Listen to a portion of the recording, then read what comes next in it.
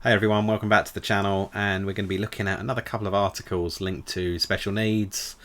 We did a episode on this a few weeks ago, and yeah, I'm going to keep doing them. I'm just going to, as I kind of go through and do my own research around special needs, where there's prominent or relevant, articles. I thought I'd just do a short video just covering what they're about. So yeah, like I say, just a couple this week, and let's get straight into it.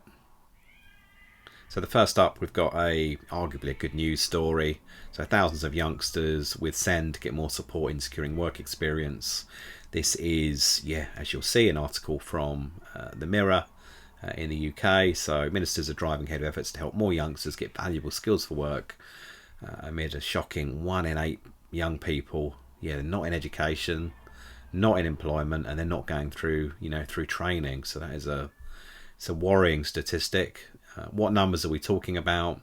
That's a £12 million, funding boost. I guess every penny, every pound counts. Is it enough to really change, move the dial, as they say?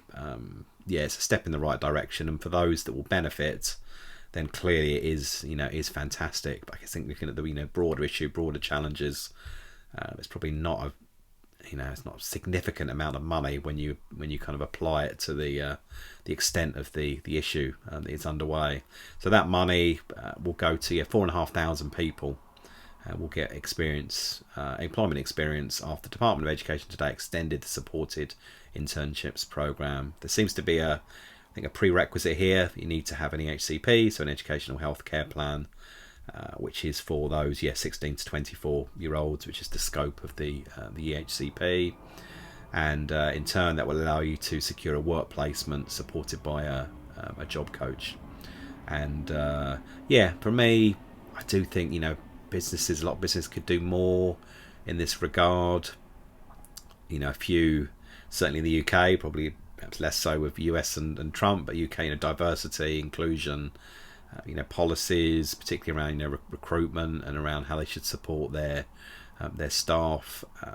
I know it sounds too broad brush in respect to the statement, but clearly some companies could and should be doing a lot more. There's legal obligations that they have, and some will understand and recognise them. Some probably don't understand, don't recognise, and there's probably some that know there are obligations, but they need some help in order to train them, so that in turn they can then better support these interns with special needs. So this is a good thing.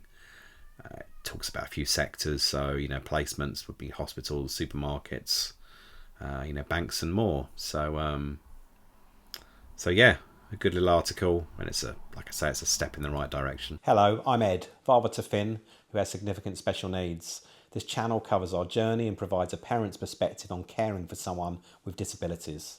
Be sure to subscribe and be part of what happens next. And then the other article, perhaps not so positive in nature, albeit arguably an element of speculation behind it. Nothing is really formalised or finalised even. And so this one, so 250,000 SEND pupils could lose their legal guarantees of extra support, and this relates to a comment that was made by Dame Christine Lenihan, the government strategic advisor on SEND. And there's a lot of research, reviews, white papers underway looking at how things may change. And the question was asked of her, could there be fewer EHCPs, so education healthcare plans, under the current redesign that that's being worked through? And the statement's a bit of a politician's probably response. I think probably so. So it's not definitive in the slightest. Then I think because that will take us back to original purpose. So it feels like a bit some loose wording. Doesn't really want to be held against it in case something changes. But my impression would be it sounds like that. They're leaning towards that direction. Whether or not that will happen is another matter. Hopefully, it won't happen. And it would kind of mean that EHCPs, if I understood it correctly, would only be in scope for those people in special needs schools, and therefore wouldn't be in scope for pupils in mainstream schools. And we've got some numbers quoted here from last year, January 2024. So at that point, just shy of 250,000 pupils, VHCPs, were in mainstream, and then a lesser number, nearly 186,000 in special schools. What's my view in it? I mean, one would like to think that if someone needs some assistance and some help, it's better to have the formality of an EHCP.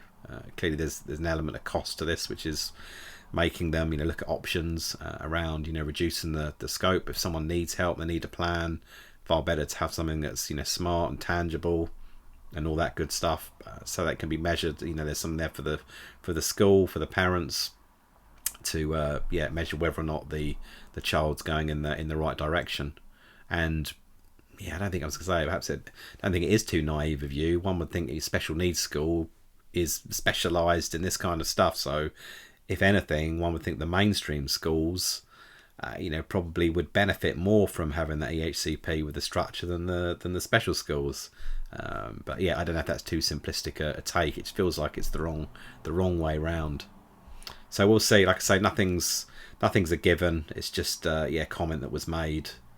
We'll see what happens. And that's it. Thanks so much for tuning in. If you haven't done so already, please kindly like, subscribe, help this little channel grow. And then most importantly, if you've got friends or family or someone within your social network or your working network that you think may benefit from some insights such as this, then please share. We're going to keep doing these periodically, covering like news events, but we also have a few other videos now.